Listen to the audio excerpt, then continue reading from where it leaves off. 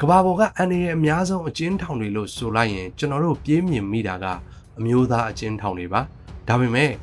ဆိုဝါကြမ်းတမ်းလွန်းတဲ့အမျိုးသမီးတီးတန့်ငရဲခန့်အကျဉ်းထောင်တွေရှိတယ်ဆိုတာကိုရောသင်သိပါသလားဒီနေ့ဗီဒီယိုမှာတော့တန်တိုင်တွေနောက်ကအမျိုးသမီးတွေရဲ့တုံလောက်ဖွယ်နေစဉ်ဘဝကိုဖော်ထုတ်ပေးသွားမယ်ကမ္ဘာအန်ရဲ့အများဆုံးအမျိုးသမီးအကျဉ်းထောင်10ခုအကြောင်းကိုတင်ဆက်ပေးသွားမှာပါအားလုံးပဲစက်သိမ်းထစရာအမှန်တရားတွေအတွက်ပြင်ဆင်ထားလိုက်ကြပါနံပါတ်1ဘရာဇီးနိုင်ငံကပတ်ထရီညာ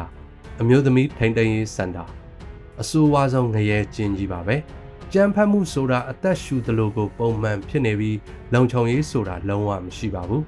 အဆိုးဆုံးကတော့အကျဉ်းထောင်မှုတွေကိုယ်တိုင်ကအကျဉ်းသားတွေတေဆုံးမှုအရေးအတွက်အပေါ်မှာလောင်ကြီးထပ်ကစားနေကြပါတယ်လေ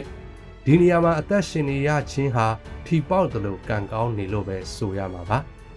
နံပါတ်2စပိန်နိုင်ငံကအကာလာတီကွာရာအီရာဒီအကျဉ်းထောင်ကလူအခွင့်အရေးချိုးဖောက်မှုတွေကြောင့်နာမည်ကြီးပြီးအကျဉ်းခန်းတက်မဟုတ်ပဲကွန်ကရစ်ခေါင်းတလားကြီးလို့တောင်တင်စားကြပါတယ်ဒီကအမျိုးသမီးတွေဟာဂုံတိတ်ခါတွေဖယ်ခွာခံရပြီးစိတ်ပိုင်းရုပ်ပိုင်းဆိုင်ရာစိုးဝါးတဲ့စော်ကားမှုတွေကိုနေ့စဉ်နဲ့အမျှရင်ဆိုင်နေကြရတာပါနံပါတ်3နယူးယောက်က Rosie အကျဉ်းထောင်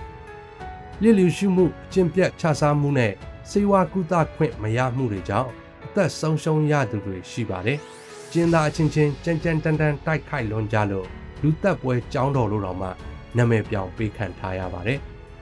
နံပါတ်4ကယ်လီဖိုးနီးယားက Valley State အကျဉ်းထောင်အစကတော့စနစ်ကျတဲ့အကျဉ်းထောင်အဖြစ်သတ်မှတ်ခံခဲ့ရပေမဲ့တကယ်တမ်းမှာတော့ကြမ်းဖက်မှုတွေနဲ့အကျင့်ပြတ်ခြစားမှုတွေအပြည့်ပါပဲဝန်ထမ်းတွေကိုယ်တိုင်ကအာဏာကိုအလွဲသုံးစားလုပ်ပြီးကျင်းသားပေါင်ကိုဈေးကွက်တောင်ရှိတယ်လို့သတင်းထွက်နေပါတယ်ပတ်စံရှိရင်ခွင့်အရေးဝယ်လို့ရပြီးပတ်စံမရှိရင်တော့ဒုက္ခခံရမယ့်နေရာပါနံပါတ်5ထိုင်းနိုင်ငံကဘန်ကောက်အမျိုးသမီးအကျဉ်းထောင်လူ900စာနေရာလေးမှာအကျဉ်းသား2000ကျော်ပြုတ်သိမ့်နေရပါတယ်ပူအိုက်လွန်းတဲ့ຢာတွေဥတုကြောင့်ဗေပြားယောဂါတွေအဖြစ်များပြီးစိတ်နေသဘောထားပြုပြင်ပြောင်းလဲရေးဆိုတဲ့ခေါင်းစဉ်အောက်ကနေရုပ်ပိုင်းစိတ်ပိုင်းဆိုင်ရာညှဉ်းပန်းနှိပ်စက်မှုတွေအများကြီးရှိနေပါတယ်ဒီမှာကပြစ်ဒဏ်ကြခံနေရတဲ့ဆိုတာထက်10မိနစ်ချင်းစီအသက်ရှင်ဖို့ကိုရုန်းကန်နေရတာပါနံပါတ်6အီဂျစ်နိုင်ငံကဘိုနာအမျိုးသမီးအကျဉ်းထောင်ဒီထောင်ကလူပြည့်ကျက်လွန်းလို့နာမည်ကြီးပါတယ်တကိုယ်ရည်တန့်ရှင်းမှုဆိုတာအမိုက်ပုံကမှတော်သေးတယ်လို့ပြောရလောက်အောင်ပါပဲဒါတွေမကသေးပါဘူးနေရန်တွေကြားထဲမှာညှဉ်းပန်းနှိပ်စက်မှုတွေရှိနေတာကြောင့်တက်ရှိထင်ရှားငရဲတစ်ခုပါပဲမိသားစုဝင်တွေလာတွေ့ခွင့်ရဖို့ဆိုတာကလည်းထီပေါက်တယ်လို့ရှားပါလွန်းလို့အကျဉ်းသားတွေရဲ့မျှော်လင့်ချက်တွေအကုန်ရိုက်ချိုးခံလိုက်ရတဲ့အကျဉ်းထောင်ဖြစ်ပါတယ်နံပါတ်9ကယ်လီဖိုးနီးယားကချောင်းချီလာအကျဉ်းထောင်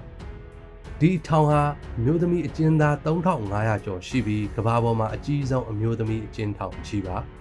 ဒါပေမဲ့ကြောက်စရာအကောင်းဆုံးကထောင်ကြီးလို့မဟုတ်ပါဘူးဂိုင်းဖွဲ့အကြမ်းဖက်မှုတွေအရန်များလွန်းလို့ပါအဆောင်တွေကတော့မသိချင်အောင်ဆောင်နေတတ်ကြပြီးအင်အားကြီးသူကနိုင်နေဆိုတဲ့ဥပဒေကဒီမှာကြီးစိုးနေပါတယ်တန်ဆွမ်းသူတာရှင်သန်နိုင်မယ်ဆိုတာဒီနေရာမှာတော့ theory မဟုတ်ပဲလက်တွေ့ပါပဲနံပါတ်10အာဖဂန်နစ္စတန်ကပူလီချာကီအကျဉ်းထောင်ဒီထောင်ရဲ့အမျိုးသားဆောင်ကနာမည်ဆိုးနဲ့ကြော်ကြားသလိုအမျိုးသမီးဆောင်ကလည်းလုံးဝမလျှော့ပါဘူးစာလောင်မွတ်သိမ့်မှုတွေအထီးကျန်ဆန်မှုတွေအပြင်ရက်ဆက်တဲ့စစ်ဆေးမေးမြန်းမှုတွေနဲ့စိတ်ပိုင်းဆိုင်ရာနှိပ်စက်မှုတွေကဒီထောင်ရဲ့နေစဉ်ဘဝတွေပါလူမသိသူမသိတေဆုံးသွားသူတွေလည်းအများကြီးပဲလို့ဆိုကြပါတယ်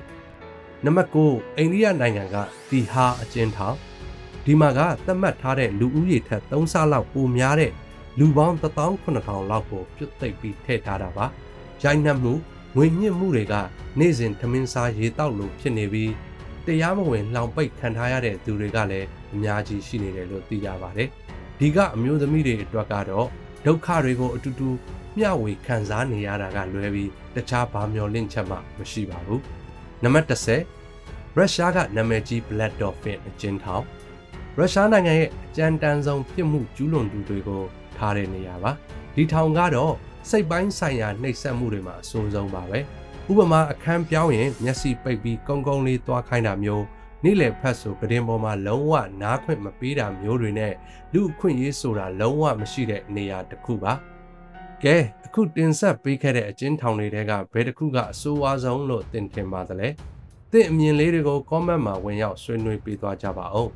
ဒီလိုစိတ်ဝင်စားစရာကောင်းပြီးစက်သိမ်းထစရာဗဟုသုတတွေကိုဆက်လက်ကြည့်ရှုနိုင်ဖို့ကျွန်တော်တို့ရဲ့ channel လေးကို subscribe လုပ်သွားဖို့လည်းမမေ့ပါနဲ့เนาะ